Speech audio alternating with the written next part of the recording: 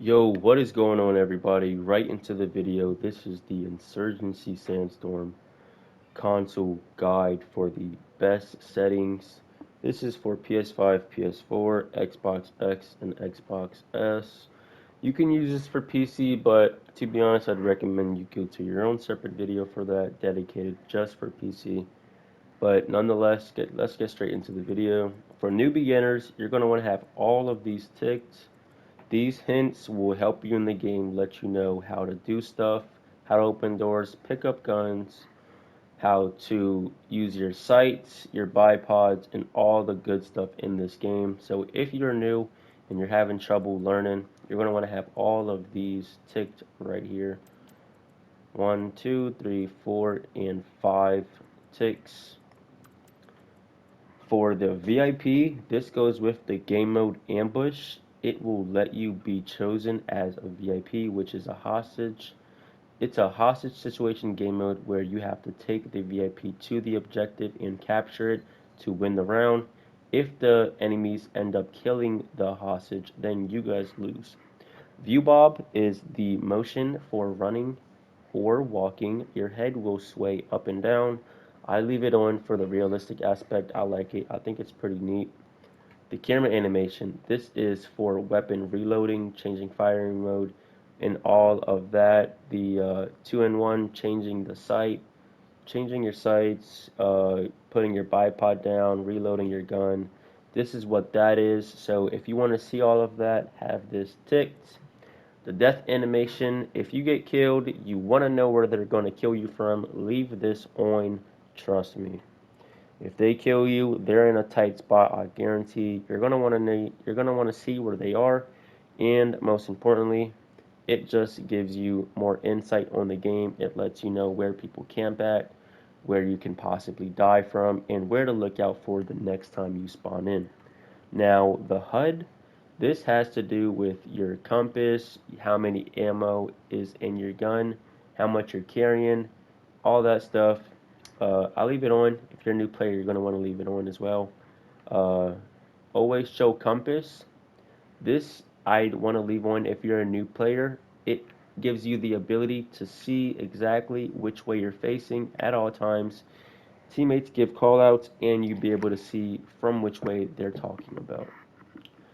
Always show fire mode and always show cosmetic. You're going to want to leave those on due to the fact that when you start the game, you get the cosmetic option and you can change your outfits. For fire mode selection, you click up on D-pad and you can change your gun from auto, burst, or semi. Now, relative team colors, it's usually on white if you have it unchecked, but for teammates, it will be green if you have it checked. I'm pretty sure green or yellow. It will be one of them. You'll see your teammates as them colors. Now I'll leave that on. I like to see and I like to know which are my men. Again, with the no HUD, if you have this unchecked, you will not be able to see which teammates are yours. So there's going to be a lot of friendly fire going on.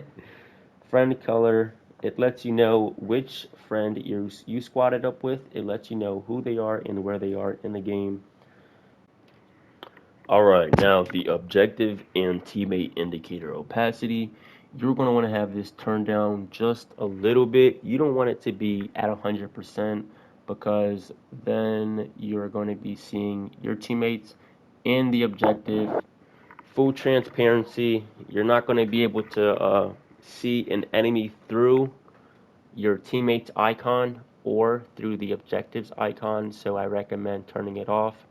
So it's less harder for you to see if the time comes because they will line up one time out of the 1,000 times and you will die and you'll be mad. So just turn this down a little bit, but you don't have to, but take my word for it. Show controls, minimap, all this and that. This is for your spectating and replays. You're going to want to leave all of this on or turn it off, personal preference. I got mine's on. You're dead anyway. You're going to want to see how your teammate's doing.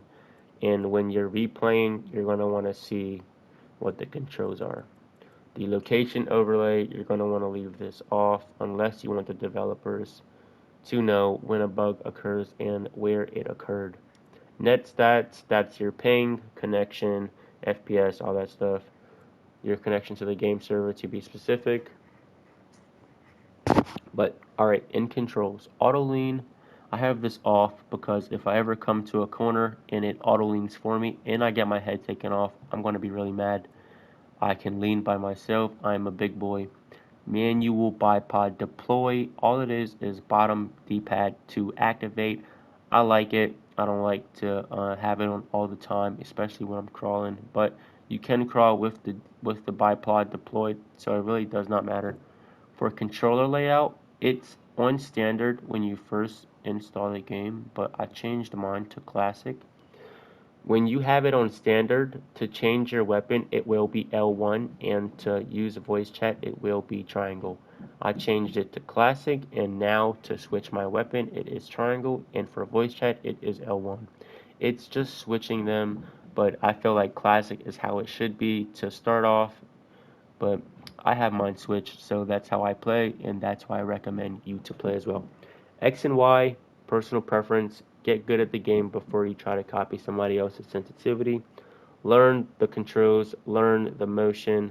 It's really slow paced, not a high paced game. You have to take your time or you will die 9 out of 10. Aim sensitivity curve, I have mine on dynamic. This is what works for me. I recommend you try out all of the options and see which is best for you. You could just jump the gun and go straight to dynamic. It's for high-paced players, anybody trying to whip a quick snapshot. That's what I like. Anything close to dynamic, I'd say, would be dual zone, but I'm just going to stick dynamic. I like it better. For your sensitivities, this is for when you're aiming down sight only. I have mine in between 1 and 2 sensitivities. I don't want to change it. I don't want it to be any higher. I don't want to jump the gun from 0.7 to 0.9. That's a pretty big difference, especially in a realistic FPS shooter game. So I got mine at 0.7 and 0.8. This is what works for me.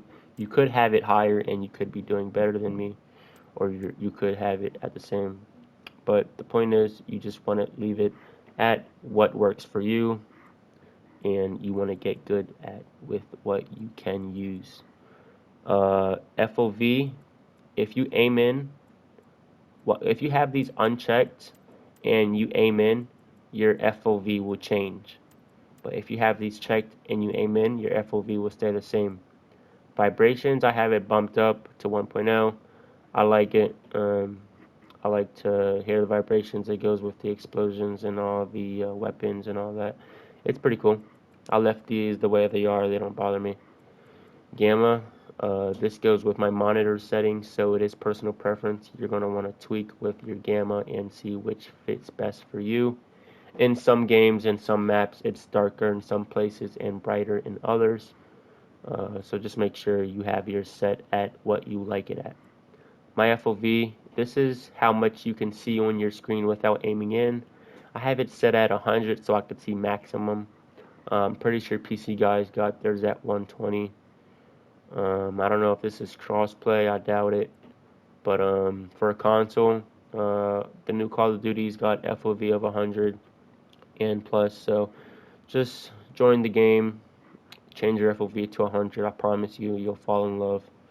Motion blur, I don't like my screen blurring.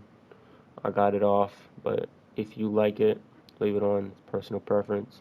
Dismemberment, for the gory guys and gals out there, if you like to see body parts removed, blood, all that stuff, leave this on. For speaker configuration, if you're playing on a TV, have it on speakers. If you're playing with a headset, put it on your headphones. For master volume, you could have yours at 100 or whichever you want it at, but I have my headphones turned up all the way all the time, so that's why I have my master volume turned down a little bit, because this game gets really loud. Effects, I left this on 100 because I have my master volume turned down a little. This goes with the gunshots, footsteps, character voice, explosions. Now you can hear enemies talking in the game, so you're going to want to leave this at 100 so you can hear their footsteps and all of that good stuff. Air ringing, if you hear artillery blasting near you or a grenade goes off, your headset or TV will start ringing in the effect of the explosion. I'll leave mine on. I think it's pretty cool. For voice transmit, this is the input, how much of your headset goes through, how much it picks up, and receive is how much comes through, so how much they're given. That's personal. But you know what I'm saying? I give you guys the best. These are my stats. Show you guys I'm not no rookie. I'm not just throwing no random stats out there. I actually get in the game and I put in work. No. I would encourage you guys to practice. Practice. That's the only way you can get good at the game. You know what I'm saying? You can make different outfits, all the cool things in this game, you know what I'm saying? This game gets good. You just gotta put in the work. Alright, so that's it for the 2022 Insurgency settings guide. I'd like to encourage everybody to go out there and try this game. It's the best first-person shooter out there in my opinion for console. That's all. I hope everybody enjoys their day. See you guys in the next one.